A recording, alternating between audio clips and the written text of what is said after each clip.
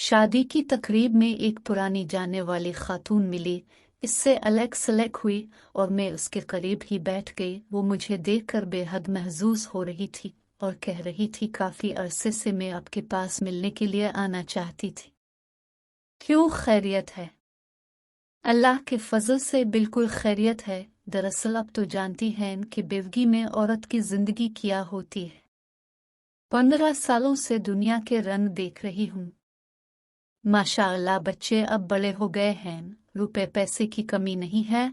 बच्चे बहुत छोटे थे और मैं भी जवान थी। अब यकीन जाने जिस पर मुसीबत टूटती है वही जानता है। मेरे माशाअल्लाह 3 भाई 1 बहन और बेवा माँ है। माँ की दिलजुई मुझे हौसला देती है, मगर इतने नज़दीकी रिश्तेदार हैं वो ज़रा भर परवाह नहीं करते कि ये बेवा हो गई है, बेआसरा है, इसकी मदद ही कर दें। खावंद घर की छत होता है और अगर घर से छत गिर जाए तो जान ले एक औरत का क्या हाल होता है। हमारा मुआशरा सिर्फ चढ़ते सूरज की पूजा करता है। मैंने बच्चों की खातिर दूसरी शादी नहीं की। एक लिहाज से अच्छा ही किया है, वरना आज मेरे बच्चे माशाअल्लाह पढ़ लिख कर अच्छे ओहदों पर फाइज न होते। एक बेटा है और एक बेटी। अब उनकी शादियों का वक्त आ गया है। जब मैं बहुत परेशान थी और चाहती थी कि मेरे बहन भाई मेरी मदद करें, मगर मदद तो एक तरफ वो कभी कभी गैरों की तरह मिलते थे। आज बच्चे जब बड़े हो गए हैं, मेरा बेटा सब काम बखूबी संभाल रहा है, तो वो गाहे बग्गा है हाल चाल पूछ लेते हैं।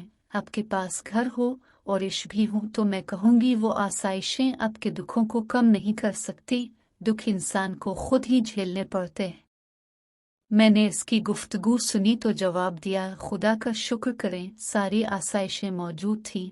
अगर आपके पास जिंदगी गुजारने का कोई जरिया ना होता तो आप अंदाजा नहीं कर सकती कितनी मुश्किलात का सामना करती। अभी तो सब कुछ मौजूद है आपके पास, तो आपके छोटे मोटे काम बहन भाई नहीं करते। अगर आपके पास रोजी का जरिया ना होता तो मैं वो सुख से कहती हूँ, इस दौर में कोई भी आपकी मदद ना करता। किसी ने आपकी माली मदद नहीं करनी थी, अभी तो उनको मालूम है कि आपको किसी किस्म की ज़रूरत नहीं है और वो सलाम दुआ अच्छे तरीके से कर लेते हैं, वरना आपकी जिंदगी अजीरन हो जानी थी।